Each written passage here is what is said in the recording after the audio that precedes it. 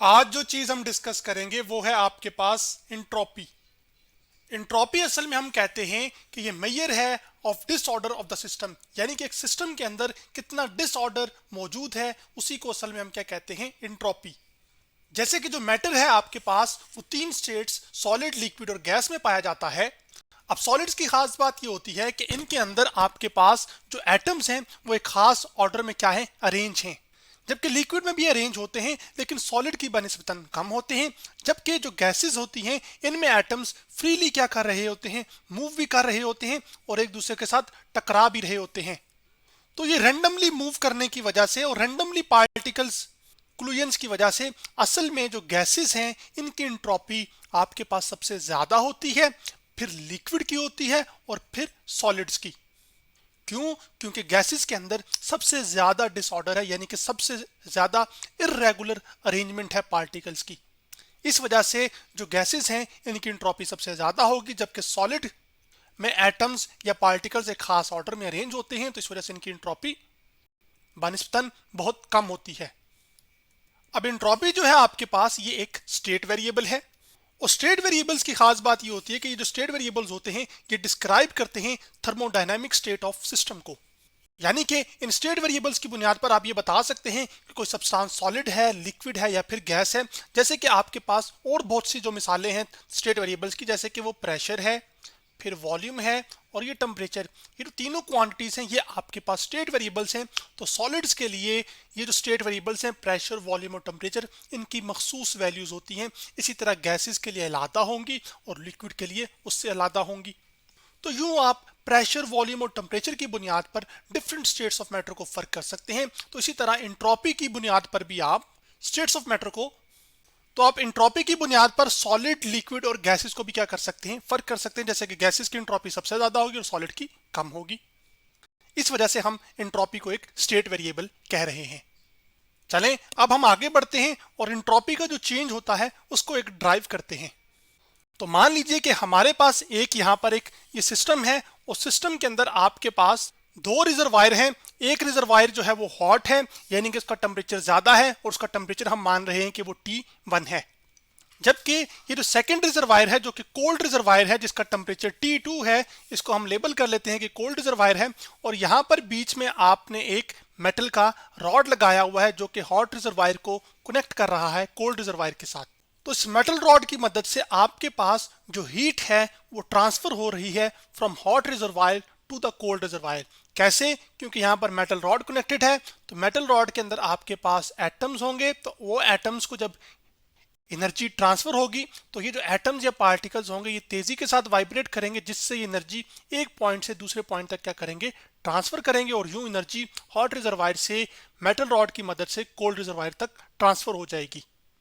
अब यहां पर हम ये मान रहे हैं कि हम जिस चीज को स्टडी कर रहे हैं जिसमें आपके पास दो रिजर्वायर और एक मेटल रॉड है, ये मिलके हमारा क्या बना रहे हैं, एक आइसोलेटेड सिस्टम। यानी कि इस सिस्टम के अंदर जो हीट ट्रांसफर हो रही है from hot reservoir to the cold reservoir वो सिर्फ हीट एक्सचेंज रिजर्वायर्स के बीच में हो रही है। ऐसा नहीं हो रहा कि जो हीट डेल क्यू है ये ट्रांसफर हो रही हो आपके पास सराउंडिंग में, यानी कि इसके इर्द गिर्द जो जगह है या वहां पर। अब यहां पर ये हॉट रिजर्वायर और कोल्ड रिजर्वायर से असल मुराद ये है कि जो रिजर्वायर होता है इसका मतलब होता है किसी चीज का बल्क में मौजूद होना। जैसे समुंदर के अंदर पानी का बल्क मिकदार में मौजूद है, नहीं कि बहुत ज्यादा मिकदार में। तो अगर मैं थोड़ा सा पानी निकाल भी लूं 10-20 पानी के गिलास, तो ऐसा लगेगा कि पानी जो समुंदर का है उस पर कोई ओवरऑल फर्क नहीं पड़ा। इसी तरह हॉट रिजर्वायर का भी यहाँ पर यही मकसद है कि इसका टेम्परेचर इतना ज्यादा है कि थोड़ी बहुत अगर हीट एक्सचेंज होती भी है या हो रही है तो उससे इसके ओवरऑल टेम्परेचर पर कोई फर्क नहीं पड़ेगा। इसी वजह से इसको हॉट रिजर्वायर के साथ साथ हीट बाथ भी कहा जाता है। अब हम ये जानना चाहते हैं कि जब हीट एक्सचेंज हो रही है हॉट रिजर्वायर से कोल्ड रिजर्वायर की तरफ तो इंट्रोपी का चेंज कैसे आ रहा है और कितना आ रहा है। तो वो जो इंट्रोपी है उसको हम लेबल असल में करते हैं एस के साथ, लेकिन यहां पर हमारा जो इंटरेस्ट है वो चेंज इन इंट्रोपी में है क्योंकि हीट ट्रांसफर इन्वॉल्व है हॉट रिजर्वायर से कोल्ड रिजर्वायर तक। तो अब ये जो हॉट रिजर्वायर है इसकी जो इंट्रोपी में चेंज आया होगा उसको हम लेबल कर रहे हैं डेल एस ए के साथ। डेल एस का मतलब यहां पर चेंज इन इंट्रोपी, लेकिन किसकी, जो हमारा हॉट रिजर्वायर है उसको नाम हम दे रहे हैं ए का। तो यहां पर फिर मैं लिख लूंगा चेंज इन इंट्रोपी ऑफ ए। जो कि बराबर होगा आपके पास कितनी हीट लूज हो रही है, जो कि माइनस क्यू होगी आपके पास, क्योंकि इस सिनेरियो में आपके पास जो हीट है वो हॉट रिजर्वायर लूज कर रहा है और जब उसका टेम्परेचर क्या है T1, तो आपके पास जो एंट्रोपी चेंज आ रही है पहले रिजर्वायर की वो आपके पास माइनस क्यू ओवर T1 आ रही है। अब जितनी हीट ये लूज कर रहा होगा या लॉस हो रही होगी, असल में उतनी ही कोल्ड रिजर्वायर क्या कर रहा होगा, वो गेन कर रहा होगा। तो इसका मतलब यह हुआ कि चूंकि हीट एक फॉर्म ऑफ एनर्जी है, तो यहां पर इस सिनेरियो के अंदर आपके पास जो law of conservation of energy है वो फॉलो हो रहा है कि जितनी हीट पहला रिजर्वायर लूज कर रहा है, असल में उतनी ही दूसरा जो कि बी रिजर्वायर है, जिसको कोल्ड रिजर्वायर भी कह रहे हैं हम, वो गेन कर रहा है।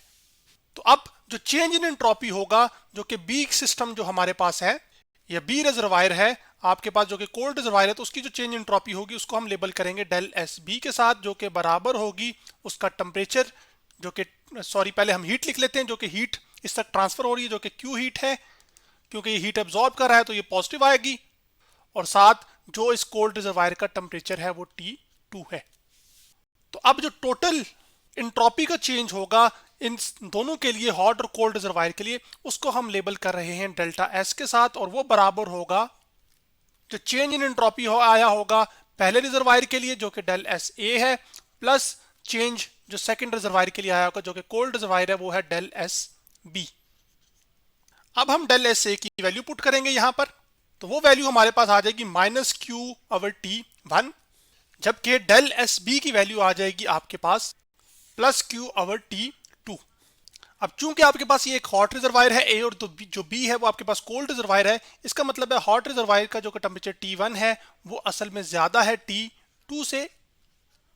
इस वजह से हम क्या कर सकते हैं कि जो इक्वेशन है इसको अरेंज करके लिखते हैं और फिर इससे एक इंपॉर्टेंट चीज हासिल करते हैं। तो इक्वेशन को मैंने आपके सामने अरेंज करके यहां पर लिख दिया है। अब चूंकि T1 ग्रेटर है T2 से, और यहां पर ये T1 डिवीजन में आ रहा है, तो डिवीजन में जितना नंबर बड़ा होगा असल में ये रिजल्ट उतना छोटा होगा, जबकि T2 असल में क्योंकि कम है, तो डिनोमिनेटर में जब ये कम वैल्यू होगी तो वो डिनोमिनेटर जितना छोटा हो और ऊपर एक नंबर सेम नंबर, क्योंकि यहां पर भी क्यू है और यहां पर भी क्यू है, तो आपके पास ये ओवरऑल रिजल्ट ज्यादा आएगा इससे। इसका मतलब ये होगा कि आपके पास जो इस सिनेरियो में जिसमें आपके पास ये जो हमने कंसीडर किया है, इसमें जो चेंज इन एंट्रोपी है वो असल में ग्रेटर देन जीरो आएगी, जिसमें आपके पास हो ये रहा है कि जो हीट है वो हॉट रिजर्वायर से ट्रांसफर हो रही है किससे, कोल्ड रिजर्वायर तक, तो जो एंट्रोपी का चेंज है वो ग्रेटर देन जीरो है, जो कि इस बात की निशानदेही होगी कि यहाँ पर रैंडमनेस या डिसऑर्डर सिस्टम के अंदर क्या करेगा, वो इंक्रीज करेगा।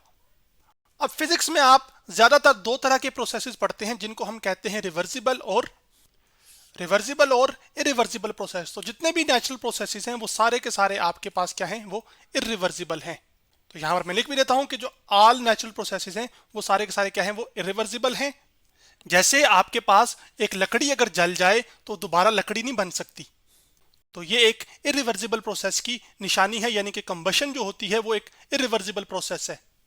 लेकिन इसके बरक्स जो पानी है वो बर्फ में तब्दील हो सकता है और बर्फ पानी में, तो ये एक मिसाल है आपके पास रिवर्सिबल प्रोसेस की। तो अब आपके पास जितने भी रिवर्सिबल प्रोसेसेस होते हैं उनके लिए असल में जो आपके पास चेंज इन एंट्रोपी होती है, जिसको हम डेल एस कहते हैं, वो असल में इक्वल टू जीरो होती है, जबकि जितने भी आपके पास इरिवर्सिबल प्रोसेस होते हैं उनमें जो चेंज इन एंट्रोपी है वो ग्रेटर देन जीरो होती है। और change in entropy greater than zero का मतलब ये है कि आपके पास इन प्रोसेसेस में हमेशा रैंडमनेस या डिसऑर्डर क्या करता रहेगा, वो इंक्रीज ही करता रहेगा या बढ़ता ही रहेगा। लेकिन रिवर्सिबल प्रोसेसेस के अंदर एंट्रोपी चेंज क्या है, वो जीरो है, यानी कि जिस स्टेट से आप स्टार्ट करते हैं आप वापस उसी स्टेट को हासिल कर सकते हैं। जैसे कि पानी, जैसे कि बर्फ है ना, तो बर्फ से पानी, फिर पानी से बर्फ, तो आपको वही चीज मिलगी जो पहले थी। तो जो ऑर्डर पहले था वही ऑर्डर बाद में, या फिर यूं भी कह सकते हैं कि जो डिसऑर्डर पहले था वही डिसऑर्डर बाद में है।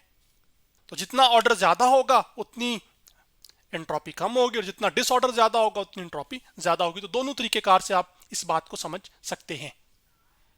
अब बाकी जो डिटेल्स हैं एंट्रोपी के बारे में वो हम फिर नेक्स्ट लेक्चर के अंदर डिस्कस करेंगे।